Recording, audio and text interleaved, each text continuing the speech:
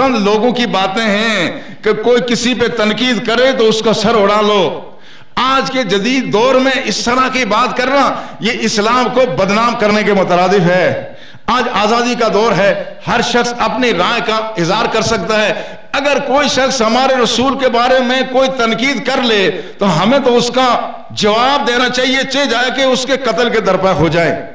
آج کا ایک گمراہ جدید فکر رکھنے والا جو جدید نہیں ہے، جو جہالت کی فکر رکھتا ہے، وہ طبقہ یہ تاثر دیتا ہے کہ یہ سارا مولوی نے دین کو تنگ بنا دیا ہے، ورنہ رسول اللہ صلی اللہ علیہ وسلم کا دین تو یہ رحمت کا دین ہے، یہ معاف کرنے کا دین ہے، یہ صبر اور تحمل کا دین ہے. یہ مولویوں نے بے صبری اور انتہا پسندی مذہب میں پیدا کر دی ہے. ان دو سوالات کے جواب میں یہاں عرض کرنا چاہتا ہوں کہ کیا یہ بات درست ہے یا نہیں ہے. یہ بات اپنے دور پہ درست ہے کہ رسول اللہ صلی اللہ علیہ وسلم رحمت للعالمین ہیں، اور رسول اللہ صلی اللہ علیہ وسلم نے اپنے بہت سارے دشمنوں اور مخالفین کو معافی فرمایا. اب اگر کوئی شخص رسول اللہ کی اس سنت کو تازہ رکھنا چاہتا ہے تو پھر اسے چاہیے کہ وہ رسول اللہ کے دشمنوں کو معاف کرنے سے پہلے اپنے دشمنوں کو معاف کرے. رسول اللہ کی سنت یہ ہوگی نا کہ اگر رسول نے اپنے دشمنوں کو معاف کیا، ہم اپنے دشمنوں کو معاف کر دیں. لیکن اگر ہمارے باپ کو کوئی گالی دے اور ہم تلملا اٹھیں، اس کی جان لینے کے درپے ہو جائیں، اور اگر ہمارے رسول کو کوئی برا بلا کہیں تو اس کو معاف کر دیں، یہ رحمت للعالمین کا تذکرہ نہیں ہے، رسول اللہ سے غداری کا اظہار ہے. رسول اللہ کی سنت پر عمل کا مطلب یہ ہوگا کہ اگر کوئی ہمیں برا بلا کہہ دے، ہمارے والدین کو کہہ دے، تو ہم صبر و تحمل کا مظاہرہ کریں، اپنے دشمنوں کو معاف کریں. مگر جہاں تک رسول اللہ کے دشمنوں کو معاف کرنے کی بات ہے، یہ اختیار اور حق اللہ کے رسول کو تھا، وہ دنیا سے تشریف لے گئے. اب اللہ کے رسول کے دشمن کو معاف کرنے کا حق کسی مسلمان کو نہیں ہے. دوسری بات یہ کہ رسول اللہ صلی اللہ علیہ وسلم نے دشمنوں کو معاف بھی کیا، مگر اپنے گستاخوں کو قتل کرنے کی اجازت بھی دی. بخاری شریف کتاب الجہاد میں موجود ہے، رسول اللہ صلی اللہ علیہ وسلم نے کعب بن اشرف یہودی جو رسول اللہ صلی اللہ علیہ وسلم کی بے حرمتی کرتا تھا، رسول اللہ نے کافروں کو مارنے کا حکم نہیں دیا بلا جواز جب تک وہ میدان جنگ میں سامنے نہ آئے، مگر گستاخ انبیاء کو مارنے کی اجازت دی. کعب بن اشرف کو مارنے کے لیے، اس کو جہنم رسید کرنے کے لیے محمد بن مسلمہ کی ڈیوٹی لگی، جنہوں نے اس کو جہنم رسید کیا. ابو رافع یہودی کی روایت بھی امام بخاری نے کتاب الجہاد اور کتاب السیر میں نقل کی ہے. اس میں بھی یہی روایت ہے کہ عبداللہ بن عتیق ایک صحابی تھے، رسول اللہ صلی اللہ علیہ وسلم نے ان کو اجازت دی، انہوں نے ابو رافع کو جہنم رسید کیا. ایسے بہت سارے گستاخان رسول اللہ صلی اللہ علیہ وسلم کے اپنے زمانے میں جہنم رسید ہوئے. اور ایک شخص کہتے ہیں وہ نابینا تھا، اس کو امام ابو داود نے اپنے مسند اپنے سنن میں نقل کیا ہے. امام ابو داود لکھتے ہیں کہ ایک نابینا صحابی تھے، ان کی ایک لونڈی تھی، بعض کہتے ہیں وہ ام ولد ہو گئی تھی، ان کی بیوی تھی، اس بیوی سے کہتے ہیں 2 بچے تھے. وہ بیوی وہ رسول اللہ صلی اللہ علیہ وسلم کی شان میں بے ادبی اور گستاخی کرتی تو وہ صحابی اس کو سمجھاتے کہ یہ اللہ کے رسول کی عظمت کا معاملہ ہے. کہتے یہ میرے تو لال جو تیری گود میں پل رہے ہیں، خدا کی قسم ان کی پرواہ نہیں کروں گا. اللہ کے رسول کو برا بلا کہنا چھوڑ دے، مگر اس نے نہیں چھوڑا.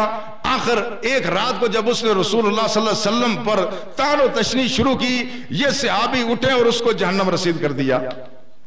رسول اللہ صلی اللہ علیہ وسلم کو جب پتہ چلا تو دوسرے دن کہا وہ شخص کدھر ہے جس نے رات اپنی بیوی کو قتل کیا. وہ صحابی کانپتے ہوئے آئے کہ نہ جانے اب میرا انجام کیا ہوگا. رسول اللہ صلی اللہ علیہ وسلم نے پوچھا کیوں قتل کیا؟ عرض کیا یا رسول اللہ آپ کی بے ادب اور گستاخ تھی، آپ کے شان میں بے حرمتی کرتی تھی، کئی بار سمجھایا کہ یہ باز آ جائے لیکن یہ باز نہیں آئی. آج وہ میں نے اپنے موتی جیسے 2 بچوں کو بھی نہیں دیکھا کہ ان کو کون پالے گا، مگر آج میں نے اس کو جہنم رسید کر دیا. اللہ کے رسول نے فرمایا الاشہدو ان دمہا حدر، کہا گواہ رہو اس بے ادب اور گستاخ عورت کا خون تمہیں معاف ہو گیا ہے. یہ ہے رسول اللہ صلی اللہ علیہ وسلم کی یہ بھی سنت. اور یہ بات کہنا کہ یہ مولویوں کی بات ہے، ہرگز یہ بات نہیں ہے. یہ ہر دور میں صحابہ کے دور سے لے کے اب تک یہ اس پر اجماع رہا ہے. اور یہ صرف ہمارے مسلمانوں کی بات نہیں ہے، یہ اس سے پہلے جو کتابیں ہیں اس میں بھی یہی حکم تھا. آج مغربی میڈیا مسلمانوں کو حزب تنقید بناتا ہے، اور ہمارے جاہل اور نادان قسم کے حکمران جو ذہنی طور پہ مغرب کے غلام ہیں، ان کو پتہ بھی نہیں ہے کہ خود ان لوگوں کی مذہبی کتابوں میں کیا ہے، ان کے اپنے قوانین میں کیا ہے. آج اگر کوئی یہ بات کہے کہ مسلمانوں میں گستاخ رسول کو قتل کرنے کی اجازت ہے، ہمارے حکمران یہ معذرت خواہانہ رویہ اختیار کرتے ہیں. یہ کہتے ہیں شاید یہ کوئی اسلام کی کوئی خاص انتہا پسندانہ بات ہے. نہیں، آپ دیکھیں تورات کا باب نکالیں، تورات کی کتاب خروج نکالیں، کتاب خروج میں لکھا ہوا ہے کہ کوئی آدمی خدا کو نہ کوسے، کوئی آدمی خدا کو برا بھلا نہ کہے. اور یہی بات اس کے علاوہ کتاب الاحبار میں ہے، اولڈ ٹیسٹامنٹ میں یہ چیز موجود ہے. کتاب الاحبار اس کا باب نمبر 24 آیت نمبر 17 اور 18 ہے، جس میں یہ کہا گیا ہے کہ کوئی شخص بھی جو اللہ کی شان میں توہین اور بے حرمتی کرے، اللہ کی بے ادبی کرے، کہا اس شخص کو قتل کر دیا جائے، اور ساری جماعت مل کے اس کو سنسار کرے. اور اس شخص کو خواہ وہ دیسی ہو یا پردیسی، خواہ وہ اس نبی پر ایمان رکھتا ہو یا نہ رکھتا ہو، لیکن ہر اس شخص کو قتل کیا جائے گا جو اللہ کی بے حرمتی کرے گا. اور دوسری عہد نامہ عتیق میں عیسائیوں سے پوچھا جائے.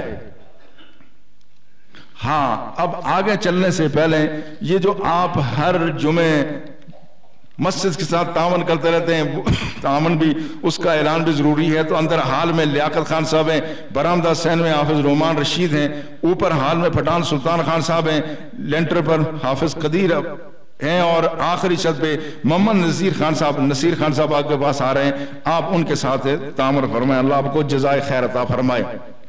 اب ہمارا ارادہ یہ ہے کہ انشاءاللہ یہ مسجد کے چاروں طرف تو بلڈنگیں بڑی خوبصورت بنی ہیں.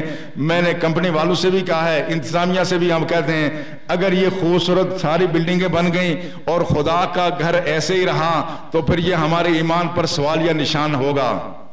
یہ سوالیہ نشان ہوگا. اس کے بارے میں سب حکومت بھی سوچے، اور کمپنی کے جو متعلقہ لوگ ہیں ان وہ تو کنٹریکٹر ہے، انہیں اگر کہیں کنٹریکٹ ملے گا تو وہ کام کریں گے. اگر کسی نے نہ سوچا تو ہم تو انشاءاللہ صرف سوچیں گے نہیں، انشاءاللہ اس کے لیے عمل بھی کرتے رہیں گے.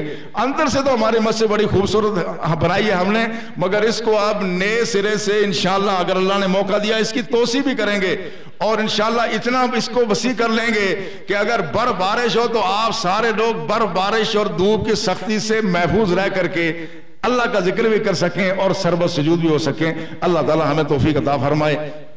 میں عرض یہ کر رہا ہوں، یہی بات انجیل میں بھی موجود ہے، اور انجیل میں کتاب متی میں یہ بات موجود ہے.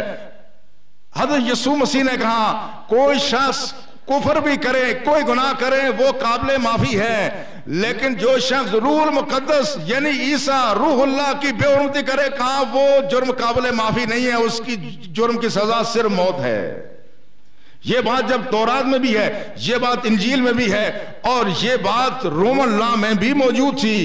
اگرچہ وہاں سزائے موت نہیں تھی، بعض صورتوں میں سزائے موت بھی ہوتی تھی. پچھلے عرصے میں لاہور ہائی کورٹ کے ایک ریٹائرڈ جسٹس میاں افتخار صاحب نے ایوان اقبال لاہور میں اس پر ایک تفصیلی مقالہ پیش کیا، اور اس میں انہوں نے کہا کہ رسول اللہ صلی اللہ علیہ وسلم کی بے حرمتی پر امت متفق ہے کہ اس رسول اللہ کے بے ادب کی سزا صرف موت ہے، اس کے علاوہ کوئی سزا نہیں ہے. اور پھر انہوں نے کہا رسول اللہ کے زمانے میں، صحابہ کے زمانے میں بے ادبوں اور گستاخوں کو جہنم رسید کیا گیا، اور اس کے بعد مغلیہ دور میں بھی انبیاء کرام کی توہین کرنے والوں کی ایک ہی سزا سزائے موت تھی. بلکہ برطانوی سامراج کے ہندوستان کا جو دور ہے اس میں بھی سزائے موت دی گئی ہے. لیکن انہوں نے کہا بعض ادوار میں سرکاری سطح پر اس سزا کو جب موقوف کیا گیا تو مسلمانوں نے پھر حکومتوں کا انتظار نہیں کیا، بلکہ مسلمانوں نے غازی علم الدین شہید کی روش اپنا کر کے گستاخان رسول کا خود ہی کلا کما کر دیا. یہ جسٹس میاں افتخار یہ بات کرتے ہیں، یہ کوئی عام آدمی نہیں ہے. لائر حضرات کو بھی اس پر توجہ دینی چاہیے. اگر گستاخ رسول کو قتل کرنا یہ کوئی قانون کی نظر میں یہ کوئی جرم ہوتا تو آپ کو پتا ہے غازی علم الدین شہید کا کیس کس نے لڑا تھا؟ بانی پاکستان قائد اعظم محمد علی جناح نے کیس لڑا. کس کا کیس لڑا تھا؟ جس نے راجپال جس نے رسول اللہ کی شان میں بے ادبی اور گستاخی کر مبنی رنگیلا رسول کتاب شائع کی تھی. یہ اقبال کی درخواست پر قائد اعظم نے غازی علم الدین شہید کا کیس لڑا تھا اور بڑے بڑے وکلا نے اس کو اپنے لیے اعزاز سمجھا. ایک برطانوی ملازم انگریز برطانوی ملازم میجر کے رینک کا تھا. اس کی بیوی نے جب رسول اللہ کی شان میں بے ادبی اور گستاخی کی تو اس کے گھر میں جو مسلمان خانسامہ تھا اس زمانے میں انگریز کی نوکری ملتی کس کو تھی؟ غربت کا دور تھا. اس میں جو انگریزوں کے خانسامے ہوتے ہیں میں نے اپنے گاؤں میں کئی لوگوں کو سنا ان کو لوگ چھوٹے صاحب کہتے تھے. ان کی پتلونیں آنکھیں پہنتے تھے لوگ کہتے یہ چھوٹا صاحب ہے. یہ صورتحال تھی. مگر اس خانسامے نے کیا کیا؟ اس انگریز میجر کی بیوی کو جہنم رسید کیا, اس کو قتل کیا. جب مقدمہ عدالت میں گیا تو اس میں سر میاں محمد شفیع جو ایک بڑے قانون دان تھے اور یہ وائسرائے کی ایگزیکٹو کونسل کے ممبر بھی تھے مگر انہوں نے کسی بات کی پرواہ نہیں کی. یہ پیروی کرنے کے لیے جب کیس کی گئے اور جب وہاں بحث چھڑی کراس کوسچننگ ہوئی تو میاں سر محمد شفیع کی آنکھوں میں آنسو چھلک آئے. جب آنسو چھلکے تو انگریز جج نے کہا کہ تم تو بڑے کول مائنڈڈ آدمی ہو, تم تو بڑے ٹھنڈے مزاج کے آدمی ہو, حیرت کی بات ہے کہ تم جذباتی ہو گئے ہو. انہوں نے کہا آپ کو پتہ نہیں ہے کہ جس کے نبی کی بے حرمتی کی جائے اس کے دل پر کیا گزرتی ہے. انہوں نے کہا وہ خانسامہ تھا. خدا کی قسم اگر محمد شفیع بھی اس مقام پر ہوتا تو وہی کام کرتا جو خانسامہ نے کیا ہے. تمہیں ہمارے جذبات کی اس کیفیت کا اندازہ نہیں ہے. لہذا ہر دور میں ملت کے جو روشن خیال لوگ تھے انہوں نے بھی گستاخانہ رسول کو جہنم رسید کرنے والوں کے مقدمات کی پیروی کی ہے. لہذا ایسے لوگ جو رسول اللہ صلی اللہ علیہ وسلم کی شان میں بے ادبی اور گستاخی کریں خواہ مسلمان ہو یا کافر ان کا خون بہانا یہ شرعاً درست اور جائز ہے. اب آپ خود ہی اندازہ کریں ہمارے ایک مقتول گورنر کا بیٹے آتش تاثیر نے ایک انٹرویو دیا. اسٹرینجر ان ہسٹری کتاب کے صفحہ نمبر 42-43 پر یہ بات موجود ہے. وہ اپنے باپ کے بارے میں کیا کہتے ہیں؟ وہ کہتے ہیں my father who was drank scotch in every evening and he never fasted and never prayed and ever ate the pork. وہ کہتے ہیں میرے باپ کا معمول کیا تھا؟ سلمان تاثیر کے بارے میں بیٹا کہہ رہا ہے, کسی غیر کی بات ہم کہیں دشمن کی اڑائی ہوئی ہے, کتاب جا کے چیک کر لیں. وہ کہا میرا باپ ہر شام کو سکاچ پیتا تھا. سکاچ یہ وہ شراب ہے جو سکاٹ لینڈ میں بنتی ہے. کہتے ہیں ہر روز شراب پیتا تھا اور کبھی اس نے نہ نماز پڑھی نہ روزہ رکھا اور سور کا گوشت بھی کھاتا تھا. اور اس نے ایک دفعہ یہ کہا کہ مجھے جیل میں جب اور کوئی کتاب نہیں ملی تو مجھے قرآن لوگوں نے لا کے دے دیا. I read this book from back to front several times but I realized that nothing in this book for me. کہتا ہے میں قرآن کو مجبوراً میں نے کئی دفعہ پڑھا جیل میں چونکہ اور کوئی کتاب نہیں تھی. میں نے اس کو اول سے آخر تک کئی مرتبہ پڑھا لیکن میں نے محسوس کیا کہ اس کتاب میں میرے لیے تو کچھ بھی نہیں ہے. جو شخص اللہ کے قرآن کی بے حرمتی کرے مسلمانوں ایمان سے بتاؤ کیا وہ شخص مسلمان رہ جاتا ہے؟ جو کہے میں جو شراب بھی ہر روز پیے خنزیر کا گوشت بھی کھائے اور کہے کہ اللہ کے قرآن میں کچھ نہیں ہے, اس کا ایمان کہاں باقی رہتا ہے؟